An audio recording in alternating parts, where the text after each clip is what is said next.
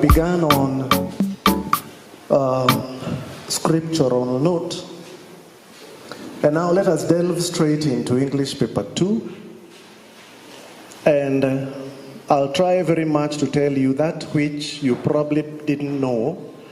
And if you find me repeating something that you already know, consider it as an emphasis. Consider it as something that I want to stress.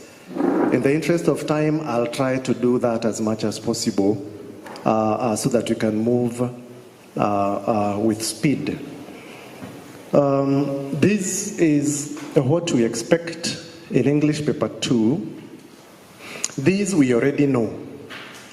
However, there is a trend that I've seen with my students and possibly with yours, that the minute that this paper is placed on their desk, they immediately flip the pages and go to the last page. They go to the grammar questions. Well, tell them that there is a reason why the Kenya National Exams Council has ordered the questions in the way that it has. And they must follow that order as much as possible. The comprehension question number 1, requires them to be alert. It is an unseen text. It is lengthy. It requires a student who is fresh. That is why it is question number 1. That is the one they need to tackle first. The second one, though larger, is seen. It is just a part of the set book. So they have already seen it, probably doesn't need so much concentration. Now, as the concentration wanes, they get to question number 3. Question number 3, when it's a poem, it is brief. It is verse, it is short. Therefore, they don't need to concentrate so much. And even if it is an oral narrative, it is more or less recreational. So, the last question, the grammar question, the kids are exhausted. And that is where the grammar question, apart from the rewrites where they write a full sentence, the rest are just blank spaces requiring one-word answers, prepositions, small words. So you see, that is why the council has ordered it in that way. So let them not move about. And then the risk involved is also serious, because should time run out when that student is tackling the last question as it ought to be, then it is easy to rush through the grammar questions. They can read the instructions fast and probably write the answers very fast, which is not the case if they left the extract for last. Then that becomes a problem, because that now needs this question and you need to refer to the excerpt. So advise the students to follow that order as much as possible.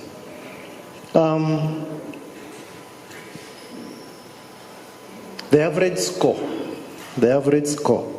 in this exam of ours is 22%, 22 out of 80. I wonder why. That is the reason why we are here, ladies and gentlemen.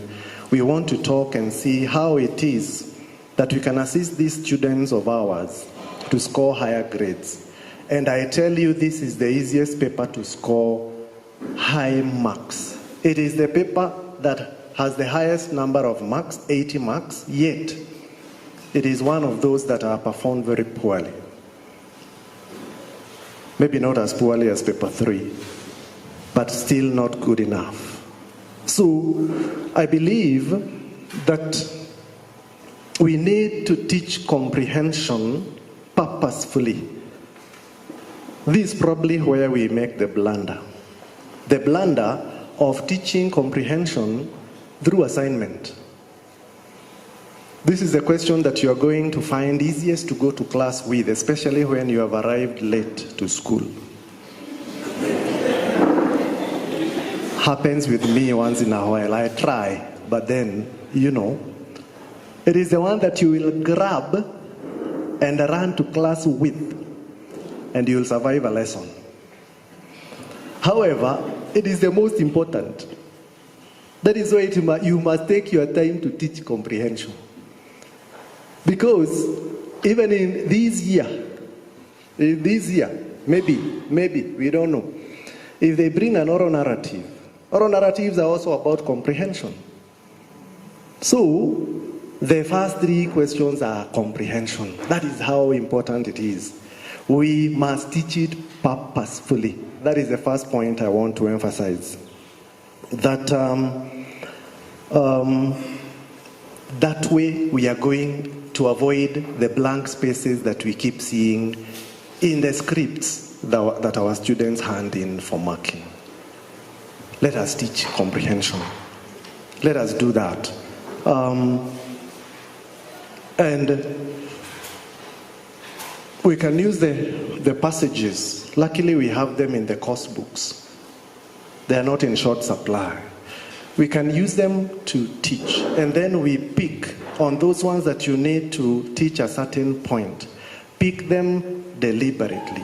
Don't just pick the book. You need to go through them beforehand so that you can see the skills to teach from each. Give the assignment depending on the skill you want to emphasize. Once you have identified that that skill is tested in a particular comprehension passage. That is very important. We will not have blank spaces, and comprehension is going to score. That is the question that actually saves the candidates in English paper 2. Question number 1. It is the one that has a higher score than the others. So if we emphasize that, if we taught very well, then it is possible to score quite highly in English paper 2, depending on how we do it in question 1. Kindly let us remember that. It is important to use the same words in the passage to write the answer, unless asked to do so. This is a mistake that candidates make when they want to impress the examiner. So what they do is, when they are writing the answer, they see that this is the answer from the text, from the passage. And then as they are writing their answer, they want to use different words in order to make an impression on the examiner. That is very dangerous and must be avoided at all costs, because the marking scheme is in those particular words that are in the passage. The marking scheme is in those words. Therefore, these are the words that the examiner has crammed, has to remember. And the examiner puts the marking scheme aside and then starts marking, and at high speed. So there is little time to consider whether this word means the same as this word, because you are moving very fast. Let us remember that.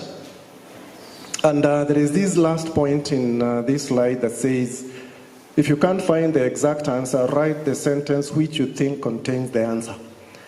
That is what we do as the last resort.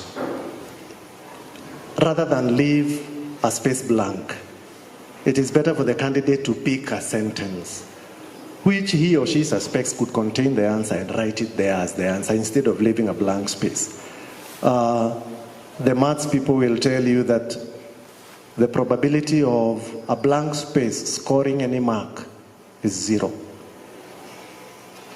But the probability of something written in a space scoring something is 1. There is a possibility. But a blank space can never score anything. Discourage it at all costs.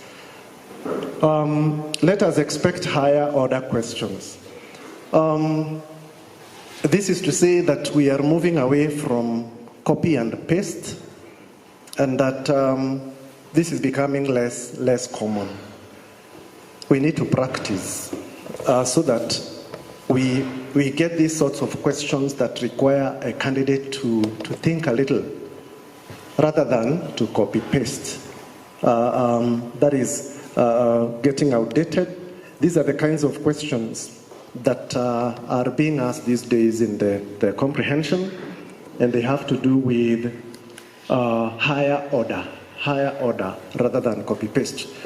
We have them in the course books. Practice them, train your candidates now to think a little, because these are the kinds of questions that are coming these days. And as we move along, I'll encourage you, if you're able to take a photo. It will enable us to move faster. Let me remind you about words in quotes.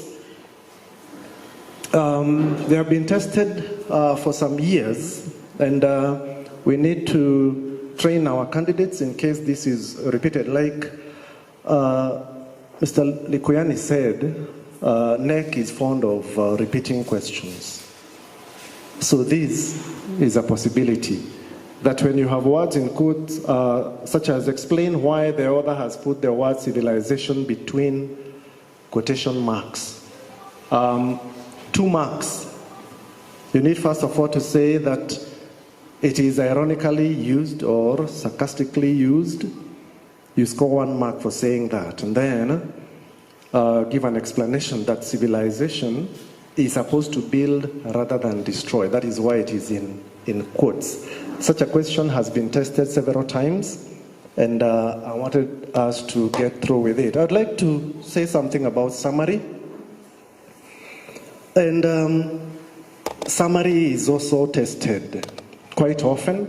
Kindly remind your candidates that when they are asked to make notes, that is how the question is going to be phrased, in note form, in point form, or to list. They must use either a dash numbering, letters, and other methods there. But remind them that there is no limit. There is no limit of words to use when you're asked to make notes. That this question, you have the opportunity to write those answers that you are not sure of. You suspect may be correct, but are not sure. The candidate ought to just write the next number and write the next question, the next answer. The next number, the next answer. On and on. Write as much as possible, and that is where the marks are. The examiner will pick the correct answers and leave the rest. Prose summary. We identify these questions because there will be a limit of words now, and there could be some space that has been left for rough and neat copy, and that this is the summary that we need to use a paragraph. There are serious penalties here that we must avoid, and that is why we are talking about summary. These penalties about making notes. You're asked to write in a certain number of words, but instead you make notes. Your marks are divided by 2. The answers are marked normally. They are just marked, but then the total mark is divided by 2. That is a severe penalty, because in a summary, like we had one of 10 marks, and they make that blunder, and they are sharp students. They score 10, but they are divided by 2. You lose a whole 5 marks. That is very severe. So the other penalty, using prose instead of notes, you are deducted a half a mark from the total. There are those 2 distinctions. When you make notes instead of prose, it is assumed that you are avoiding writing a paragraph, which is more work. Writing a paragraph is more work than just numbering the answers. So the penalty is bigger. That is when the marks are multiplied by a half. But when you're asked to write in prose, you're asked to write in notes, but you use prose, you are doing more work. So the penalty is not as severe, just a half a mark is deducted from the total. Let's train them to use complete sentences in this one question, the prose summary, because of that penalty of minus a quarter a mark for every sentence containing a correct answer but has got a grammatical error. There is a deduction of a quarter a mark, the popular glimmer that you hear of. So let us train our students to know the difference in the wording in the way in which the question is phrased. There's a difference. The words that are above the red line, in about 50 words, about is an approximation. In approximately 70 words, the candidate can use plus 5 words on top of the 50 and use a maximum of 55 or a maximum of 75 respectively. But when the question says in not more than, now this is definite. This is definite, it is an exact number. So here it says in not more than 80 words. Then in that case, 80 is the maximum. And any additional words are ignored without exceeding 40 words. This is important for the candidates to know because the 5 extra words can contain an answer or even 2 or even 3. So it is important that they know that so that as they are reading, they can use those words for to their advantage. Exceeding the number of words doesn't help because the words are counted. That is the first rule. That when we get to the question on summary, prose summary, the first thing you do is count the words one after the other. When you get to the limit, you put 2 parallel lines to show you that that's where the limit is.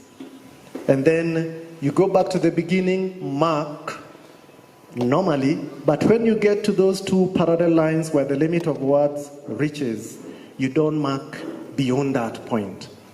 You don't mark beyond that point. So there is no need, there is no point of using extra words. Teach them to use the exact words, and because any extra words, it's a waste of time and ink. Do not give a title. It is counted as part of your summary. No need for a title. Punctuation marks are not counted as words. I've been asked that often. Words with a hyphen are 1 word, for example, follow up. And finally, ensure your candidates can tell the difference between notes and prose. That is the most important thing about summary. Let them differentiate between those two and avoid those severe penalties that are associated with summary. Again, use the same words because the marking scheme will be in those words. Now, I want us to beware of the test in the question. This summary question usually carries a test that the candidate needs to pass. They must be aware of that test. For example, in 2021, there was this question, said, in about 65 words, summarize how the way Mandela is treated stands out from how other prisoners are treated. 6 marks. This question was tricky because of the stands out from. That is contrast. And the candidates were expected to know that they are supposed to show contrast. Contrast between how Mandela as a prisoner is treated and how that is different from the way the other prisoners are treated. So if the candidate did not bring out the contrast, they scored a straight 0. And contrast is brought out by a contrasting word. So the first thing we would do is to look for that word. But yet, all those words that you know of, if the word isn't there, then there is no contrast, and therefore no mark whatsoever. We don't have to suffer when physics is suffering, and the maths, and the others. No. We cannot suffer the same fate. And ours is a language, for God's sake. It's not facts and algebra and all the others. You see, it's a language. Let us do our best. That is very important. Let's not punish our kids in English and Kiswahili and also in maths and chem. They need to find a way out. Otherwise, that's why they are not coming to school. There is nothing to bring them to school. But they can think that, English, wacha niende tu leo, wacha niende tu. Because they are looking forward to your lesson. So NEC concentrates on these ones because it wants to accommodate even all the candidates, all of them. That's why they'll test meta for personification. They don't want mass failures either. NEC may be the referee, but even the referee does not want mass failures, because in the blame game, he too is going to feature. So that is the essence of that table, so that as we teach, let us specify, let us emphasize on those areas kindly. Now I'd like us to go through those areas one after the other and mention a few things. First of all, imagery, figurative language, figures of speech, images, refers to mostly those four stylistic devices. Therefore, there are other figures of speech. They are there, very many. But questions in the Kcse are going to have these ones as the answers. Whichever question is set and they ask for imagery, figures of speech, train your candidates to look for those four first. They are going to find them. They are going to find them right there. Remember ellipses now that we are expecting a doll's house as the excerpt. Show them what ellipses is. That's free marks. Should they be asked to just identify style, they'll have ellipses. Ellipses scores marks directly. And it is in the play, it is shown by a dash. In other plays, it is shown by 3 dots. But in this play, it is shown by a dash. For example, come, come, that dash is the ellipses. Teach ellipses in anticipation of that question on style in October. It is a very common stylistic device and it is free marks. Please let them know what ellipses is. Irony is very important in NEC. Irony is very important in NEC exams. And in 2021, irony was the only stylistic device that was tested in 2021, and it catered for 8 whole marks. The only stylistic device to be tested and 8 marks. Woe unto those who didn't know what irony is. They missed out on those 8 marks directly. Ensure that your candidates know what irony is. It is very important. And remind them this, that the irony cannot refer to information outside the extract. Both sides of the irony must come from within the excerpt. That's a rule.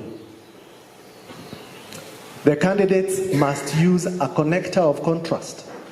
Must use a connector of contrast. If not, the answer is wrong. Rationale, irony is contrast, and you can never bring out contrast without a contrasting word or phrase. So, I also advise that we train our candidates not just to use the contrasting word or phrase, but to also underline it. Please don't forget that. Tell them to use it and underline the contrasting word. Reason being that in the marking, the rule is the contrasting word must be there.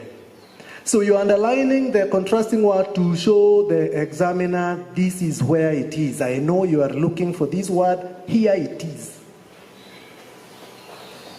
You get your marks straight.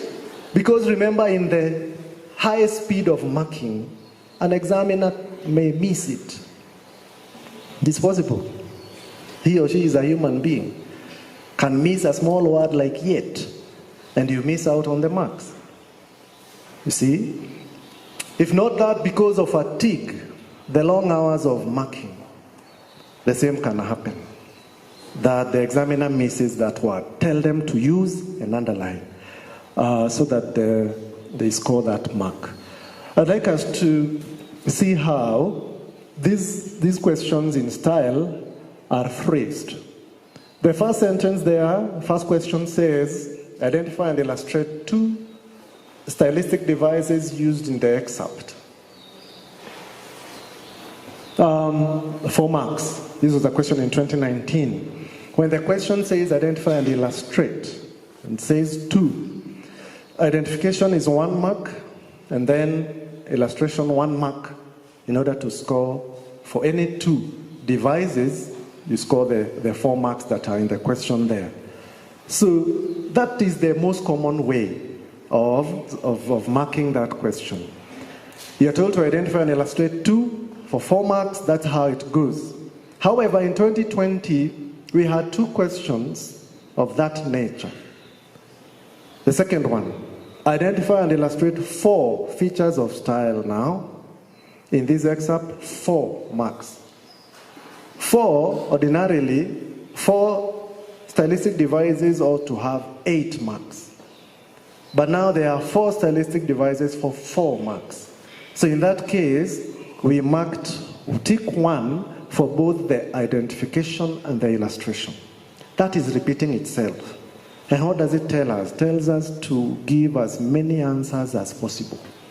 And that is the greatest distinction between English paper 1 and English paper 2. But in English paper 2, we allow the candidate to write as many answers as they can. And in our marking, even when we have asked for 2, we keep marking until you have the maximum 4 marks, if that's what you're looking for, or the maximum 6. So unlike the paper 1 who draw a line when they have asked for 1, they draw a line and mark the first 1 answer only.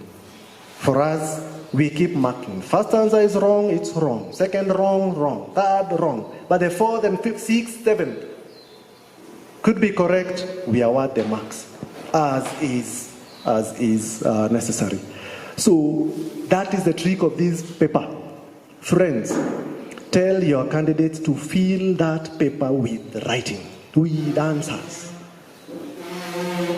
Let them write as many answers as they possibly can. That is where the answers, the marks are, in giving many answers. Because we'll keep marking until we get the maximum for that question. The third bullet, identify and explain the use of any 2. 2, identify and explain the use of. Now this is different. Identify and explain the use of any 2 poetic devices in this poem, 6 marks. 2, yet they are giving 6 marks. So this is where we realize that we need the effectiveness. So that 1 mark for identification of the device, 1 mark for the example, 1 mark for the effectiveness for any 2 devices. Again, it is any 2, any. Meaning they write 6. We'll keep marking and look for any 2 that have those 3 marks each. On the same note, alliteration, assonance, consonance, rhyme are correct answers in poetry in paper 2. Former speaker talked about that. So, unlike was believed earlier, that these ones cannot be identified in paper 2. When the question asks for any stylistic devices in a poem or a song, it is very okay to identify and illustrate alliteration, assonance, consonance, rhyme, and to underline. You must still underline the sound. Avoid the slashes. Tell them to avoid the slashes.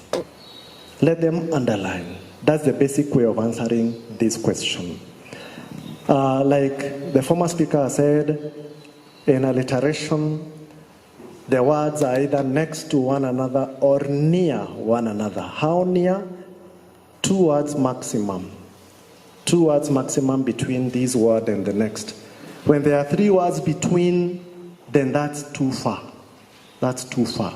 We need 2 words maximum between for it to be alliteration and the other sound patterns.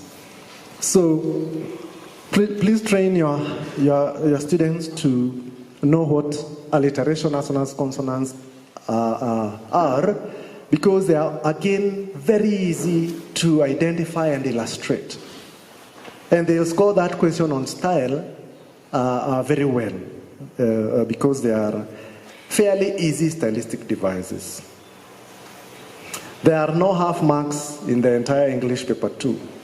That is why it is only 1 mark for identification and illustration, etc. These are the kinds of answers that are expected. In that question that was in the previous slide, identify and explain the use of any 2 poetic devices in the poem, 6 marks.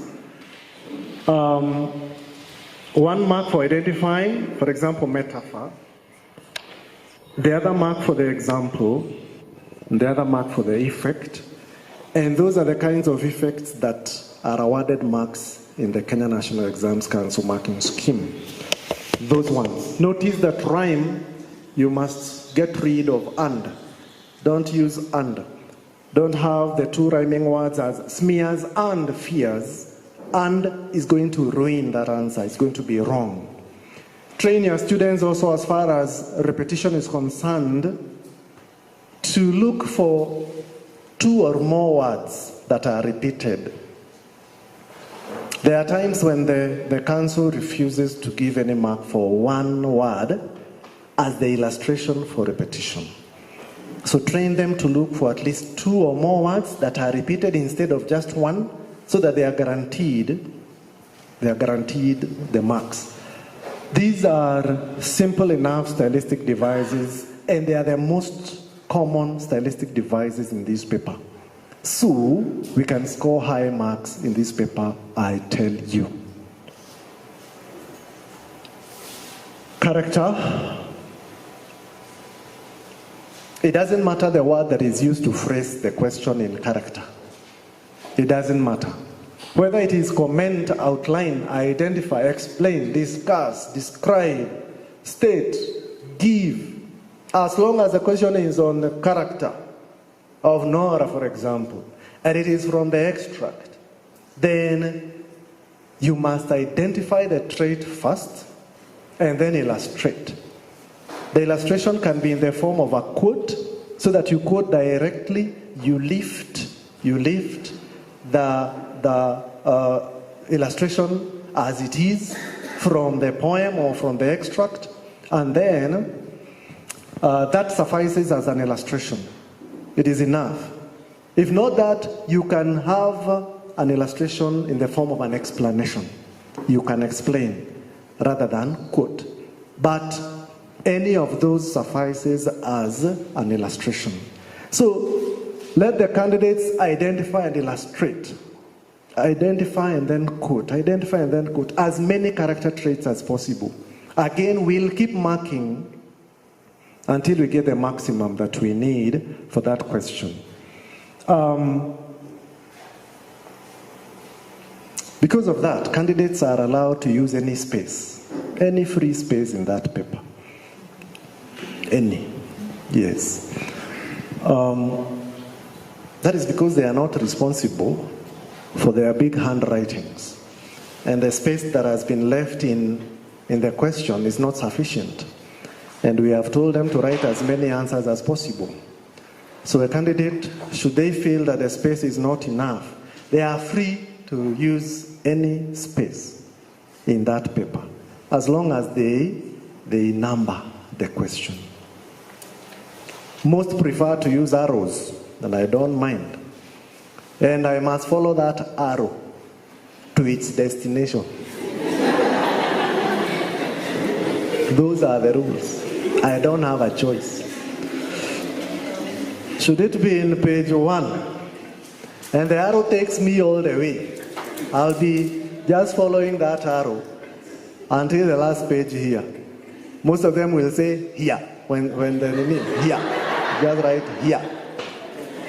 That is the indication you have arrived. Now you mark.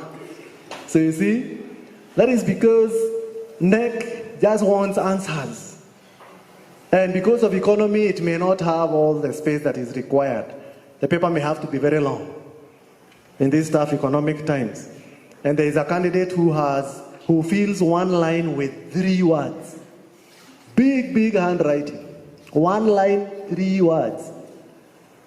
How much space is that person going? He is not to blame. It is NEC who is to blame. So they are allowed to use even this page, the back page, as long as they number. I'm telling you, if I find an answer here on this page, I have to read it. This first page. So you see, let them write. They don't have an excuse about where. Teacher, ona, sasa ningeandika wapi, ona. Let them use any free space in that paper in order that they can score as much as possible. Spelling, candidates are allowed to misspell the names of characters in the excerpt. It's allowed because it's assumed. This fellow is talking about the Nora that we know, so he leaves out the A, it's okay. But they are not allowed to do the same in the other questions. For example, the oral narrative. If the character's name is Karia, they write Kariara. That's a factual error. It's not correct. It's wrong. It's wrong. But in the excerpt, it's allowed. They are allowed to misspell in these other areas as long as the wrong spelling does not create a new word. That's the rule. If the wrong spelling does not create a new word, and you can see this is something like simile, they like that one, it's allowed. This word looks like metaphor. You can tell it's metaphor he wanted to write. Give the mark, and then look for the illustration. However, should simile become smile, that's a factual error. It is wrong, cannot score. Same with lose. That lose, that one is a big problem. Same as sack, that one about tests, and that other one. So spelling, that is how it is. Some more on character is about gender, the gender. This is an area that is costing candidates many, many marks when they confuse the gender of their character. If they can't tell them apart, if viewers cannot tell them apart, tell them not to use them. If viewers are like mine, you say his husband, her wife. I have tried very much, and I have almost failed. Not yet, but I've almost. So I tell them to say the wife. The wife. We know it's an illustration. The wife of this character, we know that one. If her is going to be a problem, let it be the wife. Or write the name again and again. The many times you have to write that name of that character. Rather than his husband, and her wife. It is possible in this world, kwa sababu ilitoboka kitambo hii dunia. Sasa it is possible to have his husband and her wife. But we don't have those in our set books. So they don't apply here. That is a very serious offense. It constitutes a factual error. And it is wrong if you confuse the gender, if you use the wrong pronoun. Do not stroke any answers in this paper. This was prominent last year and part of this year in the 2022 exam. And this is something you must take home. It is now very dangerous to stroke answers. Candidate wants to give a character trait that so-and-so is hardworking and wants to stroke that with supportive. I don't go beyond that. I don't look for anything else. I cross at supportive. Because the stroke means that those two words have the same meaning. And it's not true. Hardworking and supportive are not the same. So the best way to avoid that blunder is to avoid stroking. And maybe we'll have to do the same ourselves as we give notes to avoid the stroking, because that is where they copy from. And as we tell them, write many answers, they'll stroke them. That's very dangerous. Because it is considered to mean one and the same things. So should there be a... So let them know, caring, persuasive, and all the others, what they mean, and to look for these ones in the excerpt, in the oral narrative, and they have that answer. They have those full marks without a sweat. Let them learn these words. They can pick one every day.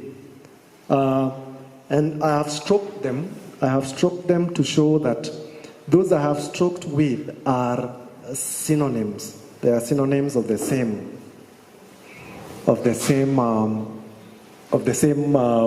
adjective.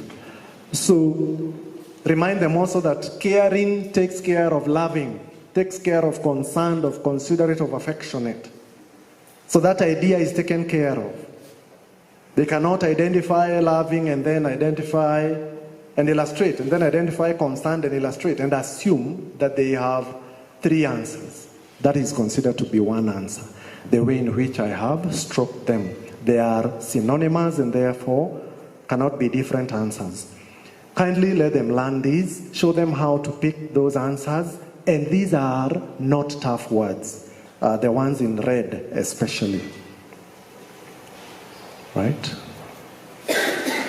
Another common question is the role of a character, and as far as the role is concerned, this is also quite easy. Because the role of a character is given in terms of the areas that we analyze a set book in terms of theme, style, plot, character. So, when they ask the role of a character like they were asked in 2019, then they must give the role in terms of the themes that that character helps to bring out. And mention the particular theme. Pick just one. So that you have theme of family, brings out the theme of family. But if they just give theme, character brings out themes. That is wrong. The candidate must give both the role, for example, theme, and the example of a theme that is brought out. Same case with style. Mention style and the stylistic device, plot and the part that is brought out, character and the character trait that is brought out. Those two must come out in order for the candidate to score the marks on roll. It's a common question. Kindly teach that. Plot. These are the common ways in which this question is asked. And there is that issue of placing the extract in its immediate context. There is the before and there is the after. And as far as that is concerned, NEC does not mind. This is between you and me, whether they have written before or after. They may not. For us, they must. But for NEC, if they don't write before, if they don't write after, in that question at the end there, we look for the answers for them. It will be up to us, the examiners, to identify this answer is for before, give the mark. It doesn't matter whether they have written before or after. It is up to us. But of course, we will encourage them to do the right thing.